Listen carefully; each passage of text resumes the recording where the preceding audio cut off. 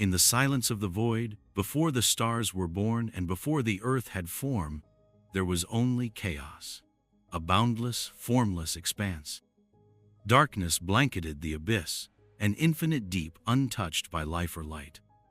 But over this desolation the Spirit of God hovered, a silent and watchful presence poised to act. Then, a single command shattered the stillness. Let there be light. And there was light, a burst of radiance that pierced the darkness and illuminated the primordial void. It was not the light of the sun or stars. Those celestial bodies had not yet come into being. This was a divine brilliance, the first act of creation that separated light from darkness, day from night. It was the dawn of order, the first step in transforming chaos into a cosmos. Genesis offers a profound glimpse into the origins of the universe and humanity's unique role within it. The narrative speaks to humanity's deepest questions. Where did we come from? Why are we here? What is our connection to the divine?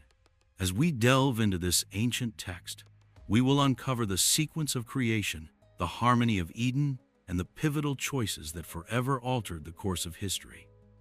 In the beginning, the universe lay in a state of tohu wabohu, a Hebrew phrase describing formlessness and emptiness.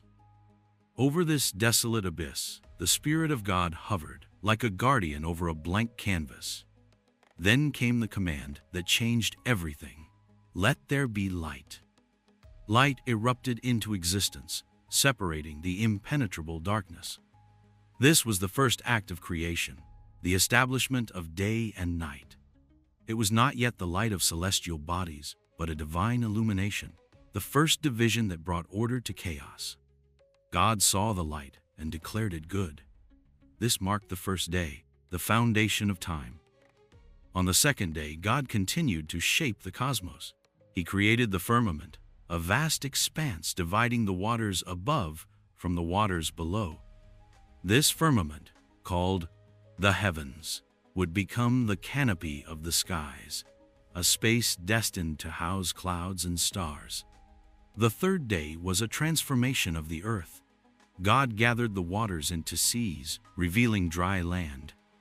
Vegetation burst forth from this new earth, grasses, herbs, and trees bearing fruit. Each plant was imbued with the ability to reproduce, ensuring that life would persist and flourish. The fourth day brought adornment to the heavens. God created the sun to govern the day, the moon to illuminate the night, and the stars to scatter across the sky. These celestial bodies were more than sources of light. They were markers of time, seasons, and years, a cosmic clock that brought rhythm to creation. On the fifth day, life stirred in the waters and skies. The seas teemed with creatures, from the smallest fish to great sea monsters, and the skies were filled with birds of every kind. God blessed them, saying, "Be fruitful and multiply." The waters and skies now echoed with life. Then came the sixth day, the pinnacle of creation. God filled the land with animals, wild beasts, livestock, and creeping things. Yet the crowning act of this day was the creation of humanity. God said, "Let us make man in our image, after our likeness." From the dust of the earth, God formed the first man and breathed into him the breath of life. Humanity was unique among creation.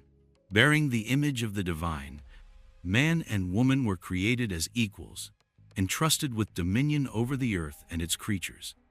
They were called to steward creation, to cultivate and care for the world they had inherited. God placed them in a garden in Eden, a paradise where every tree was pleasing to the eye and good for food. At the center of the garden stood two trees, the tree of life and the tree of the knowledge of good and evil. Humanity was free to eat from any tree except one. God commanded, "You shall not eat of the tree of the knowledge of good and evil, for in the day you eat of it, you shall surely die." For a time, Eden was a place of perfect harmony. Humanity walked with God, unburdened by shame or fear. Yet, in the shadow of the garden, temptation awaited. The serpent, a cunning and deceitful creature, approached Eve. "Did God really say you must not eat from any tree in the garden?" the serpent asked. When Eve explained the prohibition, the serpent replied, "You will not surely die, for God knows that when you eat of it, your eyes will be opened, and you will be like God, knowing good and evil." Eve looked at the fruit and saw that it was desirable. She took it and ate, and she gave some to Adam, who also ate. In that moment their eyes were opened. They saw their nakedness and felt shame. Humanity's innocence was lost. When God came to the garden, Adam and Eve hid. Confronted with their disobedience, they blamed each other and the serpent, but the consequences were inescapable. The serpent was cursed to crawl on its belly. Eve was told that childbirth would be painful and that her relationship with Adam would face struggle. Adam was condemned to toil, the ground cursed to bring forth thorns and thistles. Yet, even in judgment, God showed mercy. He made garments of skin for Adam and Eve, covering their shame. And in his words to the serpent, he issued a promise. A descendant of the woman would one day crush the serpent's head. The gates of Eden were closed. Cherubim with a flaming sword guarded the way to the tree of life. Humanity was exiled into a world of hardship, yet they carried with them the hope of restoration, a promise that would echo through generations. Thus, the story of Genesis is not merely the tale of beginnings. It is a narrative of creation, choice, and consequence.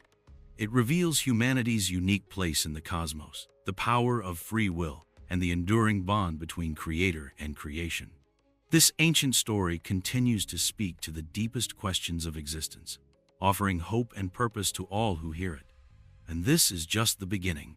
Join us in our next episode as we continue the story with the Book of Exodus, where a nation rises, a leader emerges, and the divine plan unfolds in dramatic fashion.